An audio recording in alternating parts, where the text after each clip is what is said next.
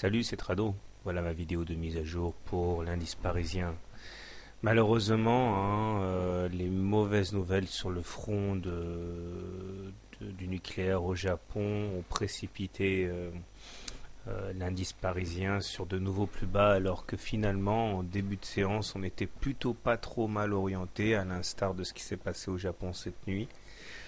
Mais force est de constater que le divorce maintenant est complet entre les haussiers et le CAC.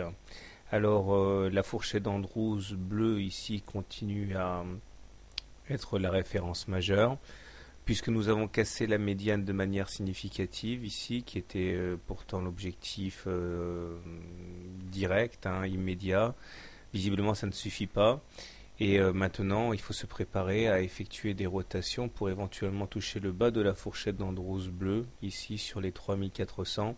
Et cet objectif demeurera pertinent tant qu'on n'aura pas réintégré la partie haute de la fourchette d'Andrews bleue. Autrement dit, tant qu'on ne clôture pas significativement au-dessus de la médiane, c'est des rotations dans le bas de la médiane qui restent à privilégier. D'autant que les indicateurs techniques sont très dégradés, le MACD s'enfonce en zone négative sous son signal, le stochastique est en survente sur des niveaux extrêmement faibles et le momentum est très négatif. Et le pire, c'est qu'il n'y a même pas de signe de divergence haussière, puisque les indicateurs font des plus bas en accompagnant les plus bas des cours. Alors maintenant, on a des objectifs intermédiaires.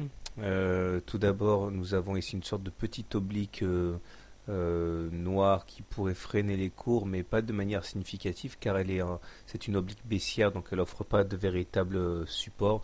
Il faudrait qu'elle soit haussière pour qu'il en fût autrement. Nous avons également, si on revient à la base de l'analyse technique et graphique, nous avons le plus bas ici du 30 novembre qui pourrait bien inciter à avoir des petits rachats sur les 3600. Et puis le canal ocre là qui a été cassé. Donc en théorie, lorsqu'un canal est cassé, il s'agit de reporter au-delà du point de cassure l'amplitude du tunnel pour avoir un autre objectif. Donc je vais le faire en même temps, comme ça vous verrez comment on fait. Donc on prend l'épaisseur du tunnel ici. Je vous signale qu'on me demande souvent quelle plateforme j'utilise, donc j'utilise ProRealTime. Vous pouvez accéder à la même plateforme que moi. Il y a un onglet en haut à droite, ProRealTime. Ça vous permettra d'accéder gratuitement au logiciel. Donc là, on prend l'épaisseur, on le reporte, ce qui veut dire qu'il faudrait s'attendre, en théorie, à ce qu'on aille chercher cette oblique ici.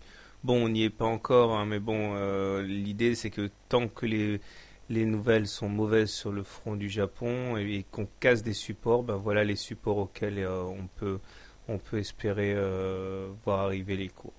Voilà, donc à court terme la messe est dite.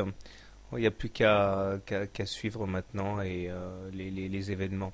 Alors si vous êtes haussier, vous pouvez acheter sur les niveaux que j'ai signalés, mais c'est dangereux. Si vous êtes baissier, eh bien vous pouvez continuer à shorter les contacts avec la Bollinger inférieure.